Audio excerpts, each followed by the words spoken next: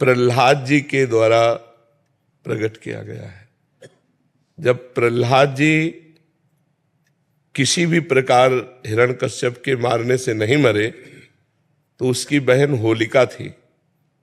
वो हिरण्यकश्यप को उदास देखा तो उसने कहा भैया उदास क्यों हो? तो उनका ये प्रहलाद मर नहीं रहा, तो उनका आज मर जाएगा। लकड़ी का बहुत सा ढेर लगाया जाए और उसमें लेकर हम प्रहलाद को बैठ जाएंगे तो हमें अग्नि से वरदान मिला है, एक पट, शीतल पट, जिसको हम मोड़ लेंगे तो हमारा रोम भी नहीं झुलसेगा और प्रहलाद मर जाएगा। बड़ा प्रसन्न हुआ हिरण्यकश्यप।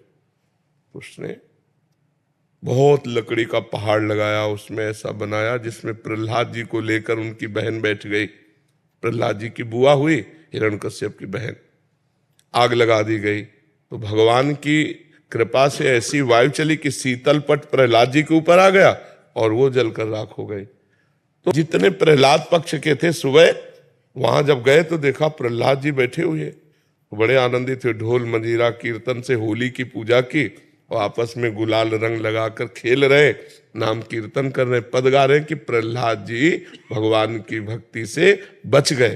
तो ये उत्सव मनाया जा रहा है।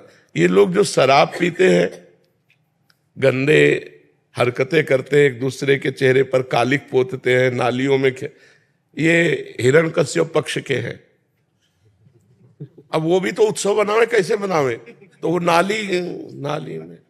नालियों में गोबर कीचड़, उसकी हिरण्यकश्यप पक्ष की पार्टी, और एक होती साधुता की पार्टी। एक दूसरे पे गुलाल लगाए, रामकृष्ण हरि बोले और बैठकर पद गायन किए और खूब गुझियां और मिठाई भोग लगा कि ठाकुर जी को और पाए आनंद मनाए। तो हमारी समस्त देशवासियों से प्रार्थना है कोई भी व्यसन न किया जाए।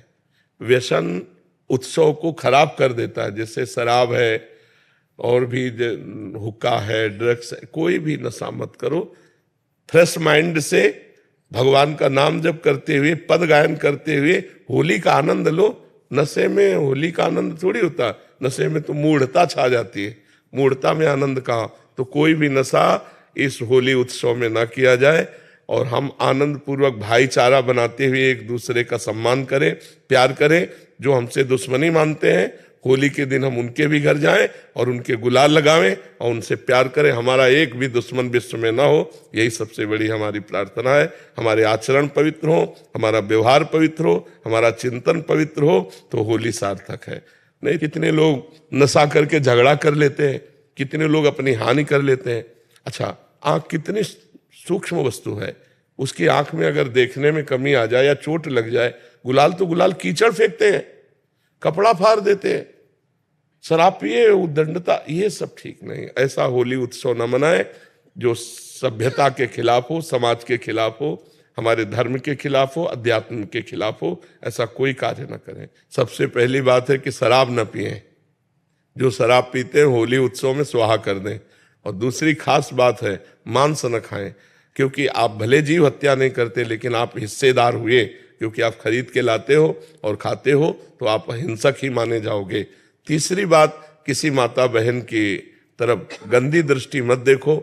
जैसे तुम्हारी बहन ऐसे दूसरे की बहन। तो आप पवित्र ब्रह्मचर्य रहिए और जो अपनी पत्नी है उसी पे अनुराग कीजिए। ये तीन बातें छोड़ने की कोशिश कीजिए: शराब, मानुष, व्यभिचार।